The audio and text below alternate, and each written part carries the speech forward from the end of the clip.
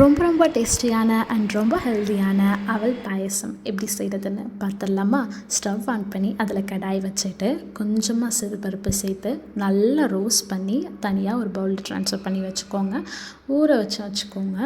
அதே பேனில் தாராளமாக நெய் விட்டு நான் முந்திரி பருப்பு எடுத்திருக்கேன். நீங்கள் எந்த நட்ஸ் வேணால் சேர்த்துக்கலாம், டேஸ்டியாக இருக்கும்.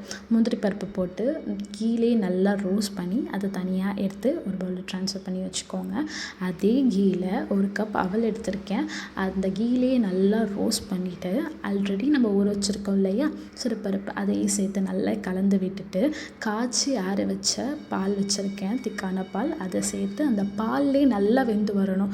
அவலும் பருப்பும் சேர்த்துட்டு வெல்லத்தை காய்ச்சி பாகு மாதிரி வடிகட்டி வச்சுருக்கேன், அதையும் ஆட் பண்ணி அந்த வெல்லத்துலேயும் நல்லா வெந்து வந்துடும். ஃபைனலாக நம்ம முந்திரி பருப்பு வறுத்தது ப்ளஸ் நெய், அதோட ஒரு பிஞ்ச் ஏலக்காய் தூள் சேர்த்து நல்லா கலந்து விட்டுட்டு ஒரு பவுலில் சர்வ் பண்ணிங்கன்னா சூப்பரான அண்ட் டேஸ்டியான அவல் பாயசம் தயார். நீங்கள் வீட்டில் செஞ்சு பார்த்துட்டு எனக்கு கமெண்ட் பண்ணுங்கள்.